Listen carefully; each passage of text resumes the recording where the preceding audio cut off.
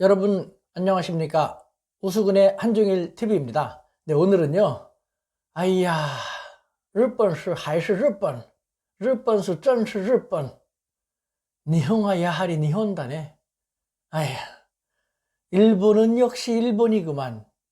이라는 거에 대해서 한번 여러분에게 알려드릴까 합니다. 그 속에 우리는 과연 어떤 기회가 숨어 있을까를 한번 살펴보자는 것인데요. 다름 아닌 최근 한 2년 정도 동안 상당히 빠른 속도로 근접해 오던 중일 양국 관계가 빠르게 냉각되고 있다는 것입니다. 네, 그것에 대해서 지금 좀 더 자세히 알아보면요. 본래 중국과 일본은 이 코로나19가 없었으면은 올해 4월 달에 시진핑 주석이 방일을 서로 약속할 정도로 급격하게 다가서고 있는 상태였죠. 본래 중국과 일본은 뭐 견원지간이죠. 물과 기름과 같은 근본적으로 가까워질 수가 없는 그런 관계입니다만, 공통적으로 미국에 대해서 일본도 미국이 너무 갑질을 한다라는, 미국을 약간 견제할 필요도 있고, 중국은 더 말할 필요 없이 미국에 대한 견제 차원에서 미국과 일본을 조금이라도 사이를 벌리는 것, 그것이 중국한테 필요하기 때문에 이 양국의 국익이 일치돼서 근접하는 모습을 보였죠. 그래서 코로나19 초기 중국이 힘들 때 일본은 우리보다도 먼저 적극적으로 중국에 대해서 다양한 물자를 지원하는 등 양국 관계는 정말 가까워지고 있었습니다. 하지만 그러한 양국 관계가 갑자기 경색되는 국면을 맞이하게 된 것이죠. 다름 아닌 일본이 올림픽을 연기하게 된 다음부터 급속도로 냉각하게 됐는데, 조금 더 구체적으로 지켜볼까요? 네, 일본 정부가요, 지난 4월 7일 코로나 긴급 경제 대책을 발표했습니다.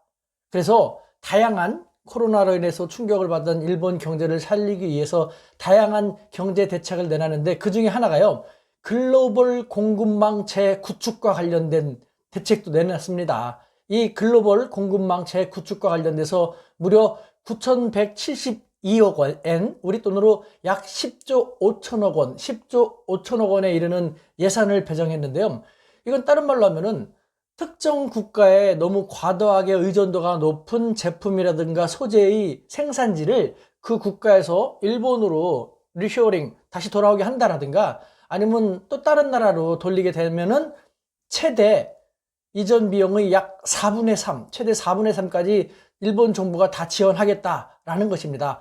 여기에는 특정 국가의 국가 명칭을 적시하지 않았는데, 이것은 중국을 의미하는 것이고, 중국은 그걸 당연히 알죠. 그렇기 때문에 부글부글 한 겁니다. 부글부글. 그것도 참 아베 총리는 어떻게든지 일본을 망가뜨리려고 하는 그 사명감을 갖고 태어난 사람처럼 지금까지 일본을 망가뜨리고 또 계속 망가뜨리려고 하고 있는 것 같은데요.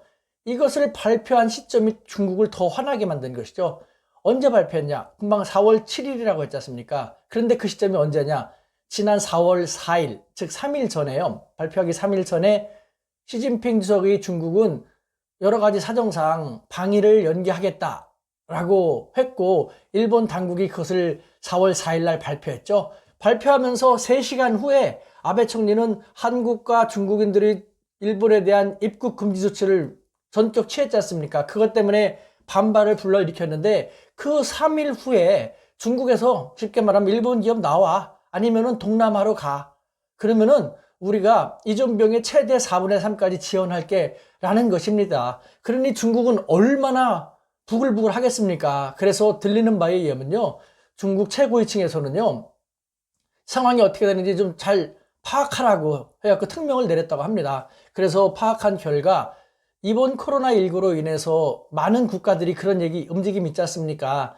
뭐 특히 의료라든가 보건과 관련된 핵심 물자 같은 경우는 중국이 아니라 본국에서 생산을 해야겠다라든가, 글로벌 공급망 재구축에 대해서 많은 국가들이 생각을 하고 있고 또 그렇게 움직이려고 하고 있지 않습니까? 그 중국의 조사 결과에 의하면은 뭐 외국들이 중국 철수가 심각하게 우려가 되는 상황이다, 그 중에서 일본 같은 경우가 가장 눈에 띈다라는 조사 결과를 보고하게 된 것이죠. 이에 대해서 더 중국 고위층에서는 부글부글 하면서 어디 일본 두고 보자, 앞에 두고 보자 라고 하고 있는 것이죠. 물론 중국은 전형적으로 자기들의 감정을 겉으로 드러내지 않지 않습니까?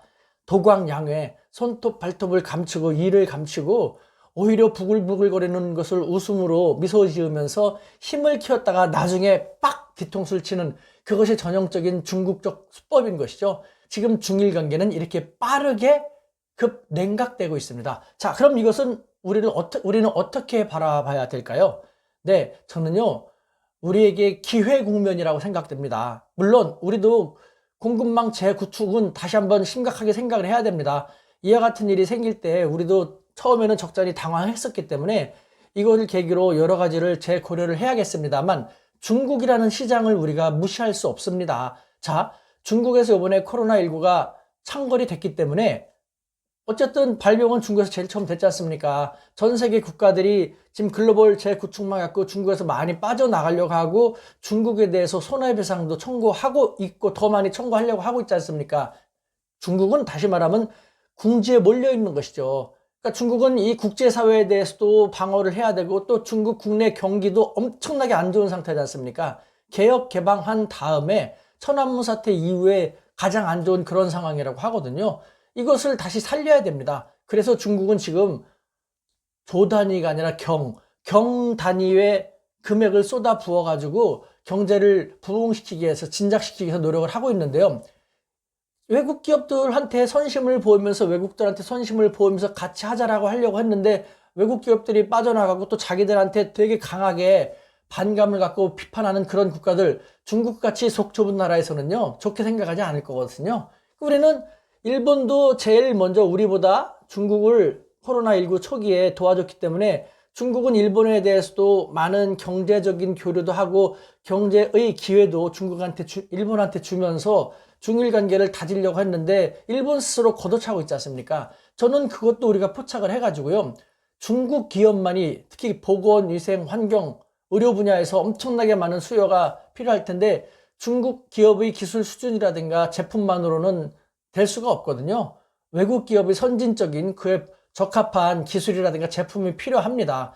우리가 그런 걸 갖다가 우리는 냉철하게 대처를 하면서 우리의 국익을 증진시킬 수 있는 기회로 활용하면 어떨까라는 것입니다. 다시 말하면은 중일 관계가 급속히 냉각되는 것은 우리에게는 좋은 기회의 측면이 강하다는 것. 우리는 이 점을 염두에 두고 우리가 어떻게 하면 기회를 극대화할 시 지혜를 모았으면 좋겠습니다.